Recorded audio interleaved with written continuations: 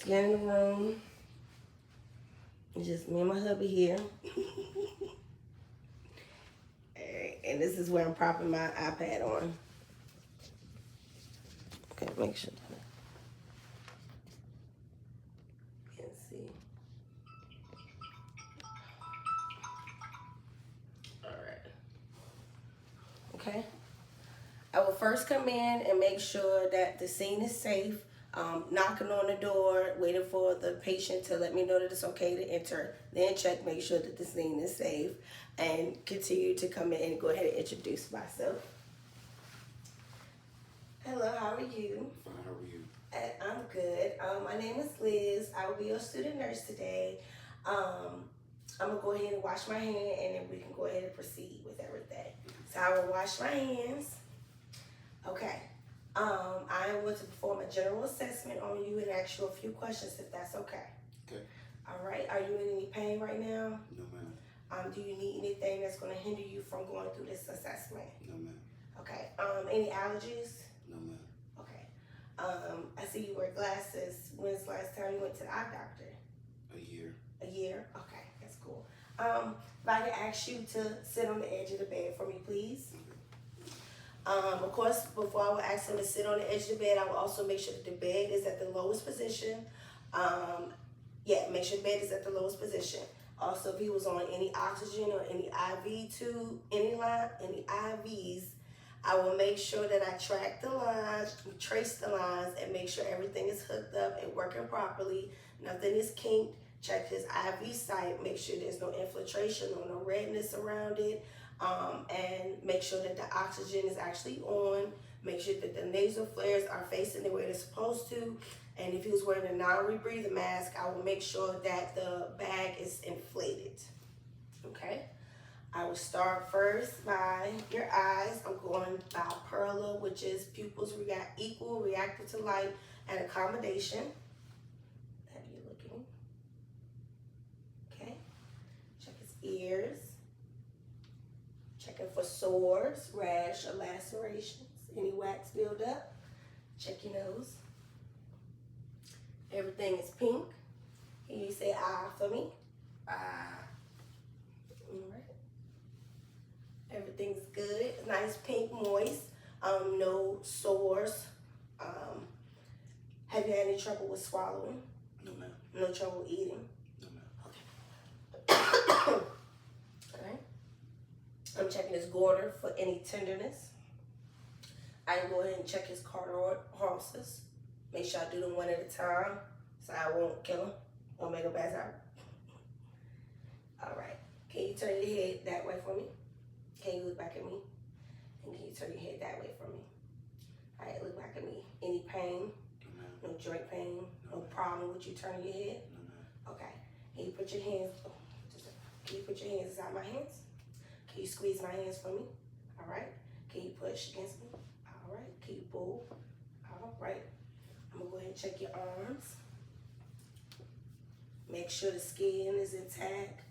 No lacerations or rashes or any abnormal lumps. Hair texture is fine. Skin texture is appropriate for his skin complexion. Skin is dry and intact. Check for tinting. No tinting. I will check his fingernails for clubbing. No clubbing noted. And check for capillary refill. You need to stop biting your nails. And I will do that on both hands. Can you hold your hands together for me? Arms together. I'll also check to make sure nothing is off. Both arms look the same size, not one bigger than the other. All right. And so, can I have you lay on the bed for me, please?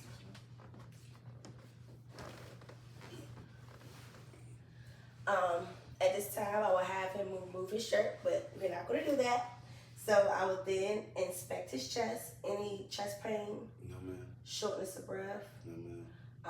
Any history of any chronic diseases such as asthma or bronchitis? No, ma'am. Okay. I will then inspect the chest, make sure that he doesn't have any problems breathing. And I forgot to ask, okay, oriented time. He knows his name. Do you know where you are? Yes. Where are you? I'm in the house. we're in a fake doctor's office. I know Miss Arnold's gonna be laughing at this. We're in a fake doctor's office. I'm in the doctor's office. He knows where he's at, so he's oriented to place, time, and person, place, and time, and event, everything. All right. Okay, so then I will check his chest, make sure there are any lacerations, ask any history of any surgeries, abdominal surgeries, or any chest surgeries. No. Okay. All right. After I've already inspected his chest and his stomach, I would then listen to the heart using the 8 to man mnemonic. So you don't have to be go down, over. Making sure I listen to the point of maximum impulse, PMI. I can then also go ahead and start with my breath sounds as well. Ask him to breathe in for me. You can exhale. Okay. Okay. Okay. Okay.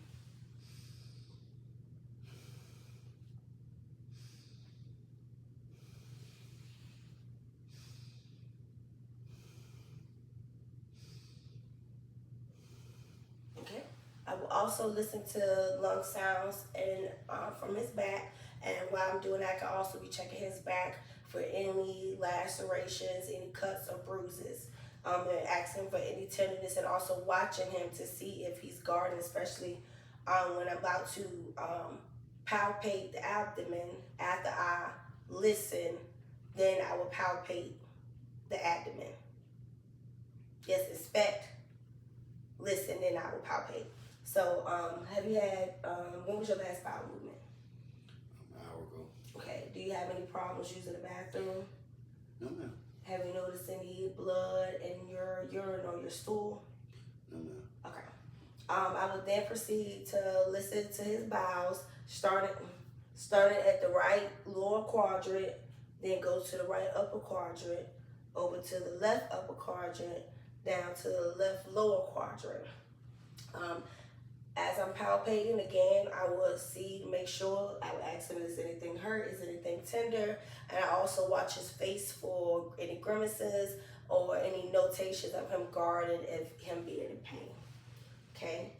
I already said that I would listen to his back, but I'm gonna show y'all, can you sit on the edge of the bed for me, of how I would listen to the lung sounds in the back. Start from the top.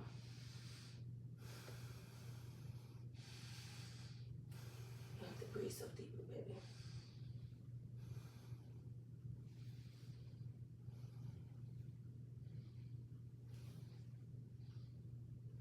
Okay. All right, and if you can lay down for me again, please. I'm going to do a time check. We're at 8 minutes. Okay. All right, I would then, make sure I check my radial pulse for 30 seconds to 60 seconds. Then I will work my way down to this area, make sure that there aren't any lymph nodes or ask them if there's any pain in your joints, any numbness or tingling in your legs. Mm-hmm. Have your legs ever just gave out on you or anything like that? Yeah. Okay. Mm-hmm. I will check his legs, make sure there are no shiny spots, hair is where it's supposed to be. He's a man, so most men have hairy legs. He has fine hair on his legs, skin is intact, no laceration, no bruising. I will then check his feet, make sure everything he can feel by touch, there's no loss of sensation. I will check for capillary refill also on each foot and each toe. Ask him to push. Okay, you pull. All right, did that hurt? No. Okay. Can you lift your leg for me? All right. Well, left leg, thank you. You put it down. Can you lift your right leg for me? All right, you put it down. Any pain there? No, ma'am. All right. Did I check for tension? I did check for, yeah, there's no tension. All right. I check for your capillary refill. Also checking for no edema or any swelling in the lower legs, which could indicate heart failure or kidney failure. Also, when I was checking for his eyes, I would make sure I note that there's no yellowness, which could indicate jaundice. If he had a catheter, I would make sure that the catheter is the bag that's hanging in the right position and the tubing is pinned down where it's supposed to be and properly to his leg.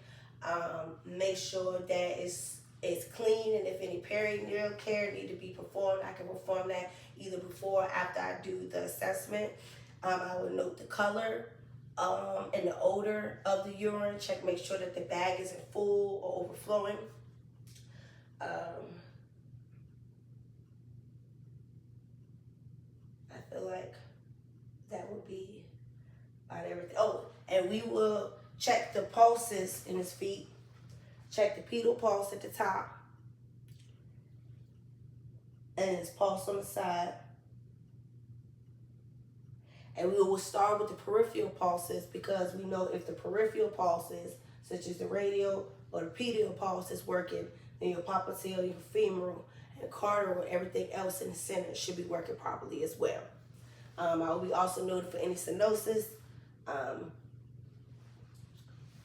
Is there anything else that you would need to, that you think needs to be addressed? You did a great job. Oh, well, thank you. You're welcome. I hope I didn't forget anything. I hope she thinks I did a great job. If that is everything, I will rely my information to the doctor, the pretend doctor, and he will be back in here with you. Before I will leave, I will make sure, if this was a hospital setting, even though we know we're in the room, we will make sure that the call bell is within reach. Make sure if he has a table, that is also within reach. And that he has everything that he needs. And I believe that is it. Thank you.